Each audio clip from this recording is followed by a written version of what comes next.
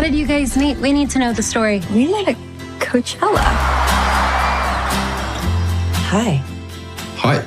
This is your trailer? Yeah, I'm in the band. We're performing on the main stage. August Moon? Yeah. I met someone tonight. I feel a little inspired. This one's called Closer.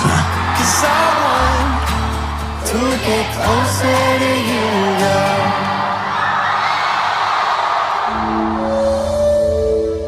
Solène, we need you up front. Okay.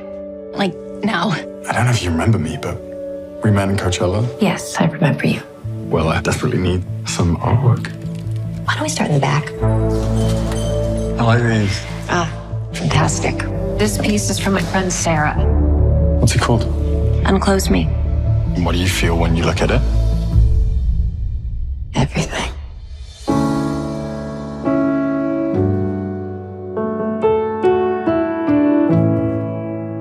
What is that song?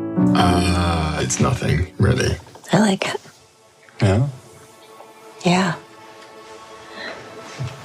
I'm too old for you. Hang on, no.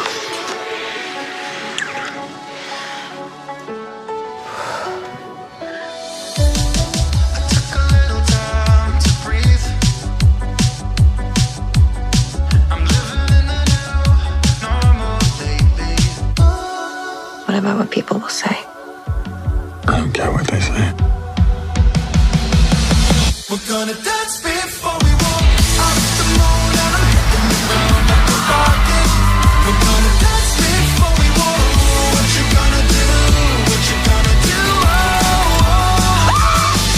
I didn't know my being happy would piss so many people off. Did I not warn you? People hate happy women. Take a shot and I put in the pride in the pocket. We're gonna dance before What are you gonna do? up the moon, and we're hitting the ground like a rocket. We're gonna dance before we walk. You dress? No.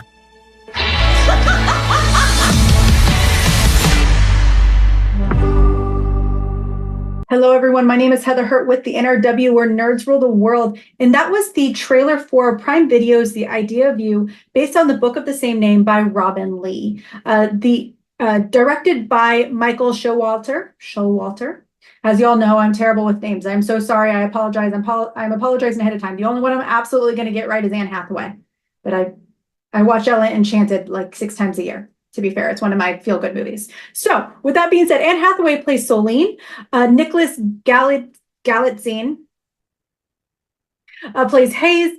Ella Rubin plays Solene's daughter Izzy. Annie Mumolo plays Tracy, and Reed Scott plays Daniel. The Idea of You is about Solène, who is a divorced art gallery owner living in LA. As her 40th birthday kind of arrives, she is kind of trying to live her best single life, and Solène decides that she's going to go off and stay in a cabin and go hiking and camping and just do the things that she's never done, that she never thought she would do, while her daughter heads over to Coachella because her ex-husband got their child a backstage pass to her daughter's old favorite band, August Moon. At the very last minute, he has to go and leave and do something else. So Solène is forced to take her daughter and her friends to Coachella herself. While there, her daughter, like every teenage daughter does, her and her friends leave to go watch other bands. So she is stuck in the VIP room by herself. Very awkward moment with another woman. Moms, don't be creepy and like guys and like children. Just just because you're a mom doesn't make it okay. I'm just going to say that. There's been some statements lately on Stranger Things and Harry Potter and but anyway, an awkward occurrence happens and she's like, I got to go to the bathroom. I need to leave. So she goes to where she believes is the VIP bathroom area. Instead, it is the trailer for one of the August Moon band members, Hayes Campbell. Awkward moment, kind of turned into a flirtatious moment when older woman is kind of hit on by this nice younger guy. I'm just going to say it. It's Pride Month. If I walked into a beautiful person's trailer of any gender, I would like that. Just accidental meet cutes are wonderful. And things kind of spiral from there. He becomes very interested in her. He seeks her business out, and then her and him start this torrid love affair that goes global because as she joins his band on their summer world tour when her daughter goes off to summer camp. Yeah, that is the plot. I'm going to try and keep this as spoiler free as possible, mainly because I also think that extended interviews interviewing myself here, extended conversations with myself past about 7 minutes is a sign of insanity. So we're going to try and keep this a little bit short. So let's get right into the review. To really chat about the elephant in the room right up ahead, Robin Lee did write the idea of you with a woman of color as the protagonist. Solène is supposed to be a Black woman who does have an affair with a white guy. That's true. But just to acknowledge it, even if Lee was a part of the casting process, Solène is a woman of color in the book, and we need to acknowledge that fact. It was not represented in the film. Just making that clear right at the forefront. I hope Lee did have a statement with this though, and if that's the case, it doesn't break the point that it is a woman of color, but at least it acknowledges it. As of the movie itself, I did this review already, and then realized that my mic was off. And during that time, I probably said the word sweet like 300 times, and I'm not even kidding. It is a sweet movie. It is a very kind of stereotypical love, like dramatic comedy romance. They kind of, even though there is an age difference and there is a conversation in the film about how older women are vilified for being cougars while younger men are being celebrated for being with an older woman. And then of course there's that whole concept of celebrity should only be with certain people and that normal people can't be it. Y'all, celebrities are normal people too. They can love who they want to love in the way that they want to, and they want to love him. There's but other than the kind of the traditional older person, younger person romance, this movie was, I don't want to put it this way, but it kind of is. It's a little bit forgettable. Once again, I love Anne Hathaway. I love her movies. I love her dramedies. I love her romance comedies. Her romantic comedies. But I saw this movie the day of release. I was actually invited to an early screening. Thank you, Prime, for inviting me. I was due to personal issues. Personal reasons I was not able to attend, but I did still watch this opening day when it hit Prime Video from the comfort of my home. Very lucky. It's one of the great things about streaming. Thank you so much. We have that opportunity. But that was like, I think 2 or 3 weeks ago at this point. I forgot to grab the release date. I'm sorry. It's available right now on Prime Video if you need it. But I honestly kept forgetting to do this review. I know that sounds terrible. That sounds awful.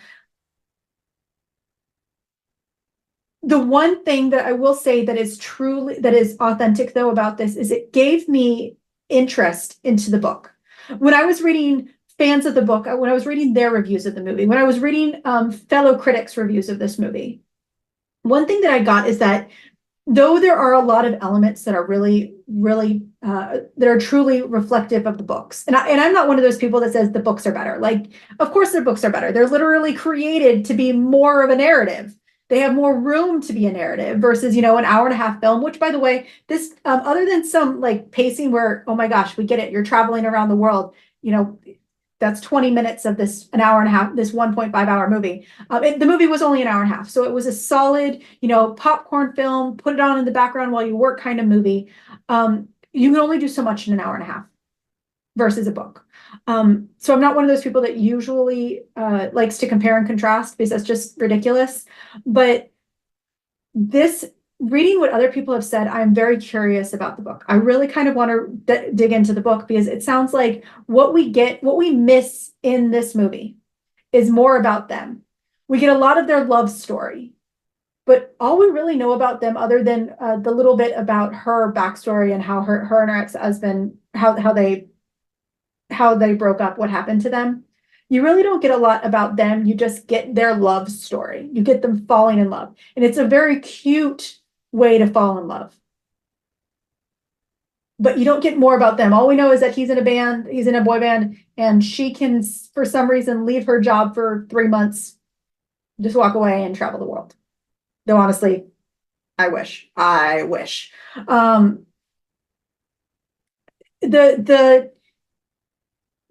a lot of really great like conversations about things like, bands just going out and having fun and doing their own thing, getting in trouble because they feel like they don't have any consequences for doing so, the impacts of being an older woman and how you feel about yourself compared to other people.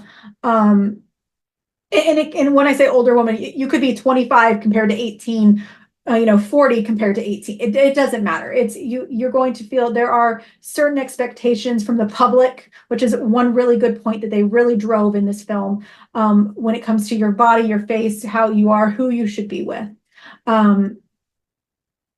So is this movie an absolute loss? No. If you are a fan, if you really like cutesy romantic comedies, dig in, have fun. The pacing is a little off and only really kind of the middle, and that's it. It's not a great film though. I wish I could say it, because once again, I love Anne Hathaway. I wish it was a great film. It's just a cute film. It's a cute film.